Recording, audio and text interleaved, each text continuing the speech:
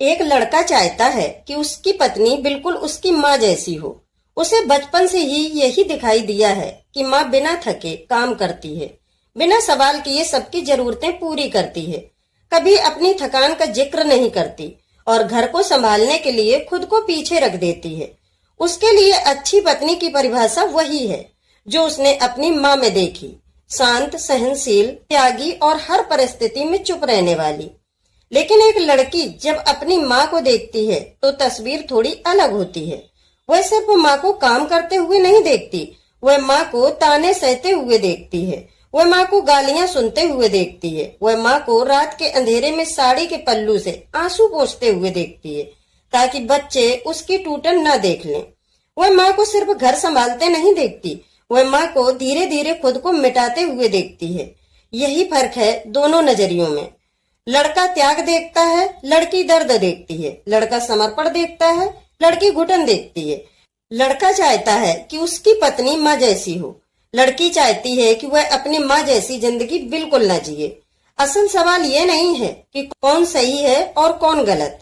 असल सवाल ये है कि क्या किसी भी रिश्ते की नींव त्याग और चुप्पी पर रखी जानी चाहिए? क्या एक स्त्री की महानता उसकी सहनशीलता से ही मापी जाएगी? क्या अच्छी बहू या अच्छी पत्नी वही है जो अपने आत्मसम्मान की कीमत पर घर बचाए रखे? हर बेटी अपनी माँ की तकलीफों की गवाह होती है। वह जानती है कि माँ ने कितनी बार अपनी इच्छाएं दबाई, कितनी बार अपने सपनों को किनारे रखा और कितनी बार सिर्फ इसलिए चुप रही क्योंकि घर टूट जाएगा। इसलिए आज की लड़की समझौता नहीं, सम्मान चाहती है। वह सेवा कर सकती है लेकिन अपमान नहीं सहेगी। वह परिवार को जोड़ सकती है लेकिन खुद को तोड़कर नहीं।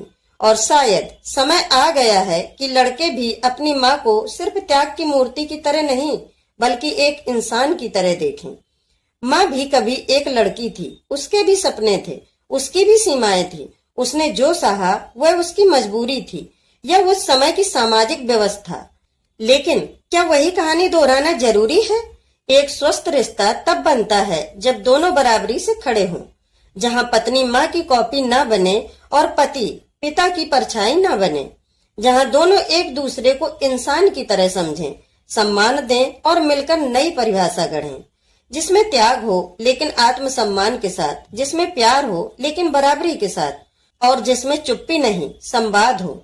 शायद आने वाली पीढ़ी की लड़कियां अपनी माँ को आंसू पोंछते हुए नहीं मुस्कुराते हुए देखें और शायद आने वाले लड़के अपनी पत्नी से माँ जैसी होने की उम्मीद ना करें। तो मिलते हैं दोस्तों एक और गहरे विषय के साथ अगले वीडियो में। तब तक के लिए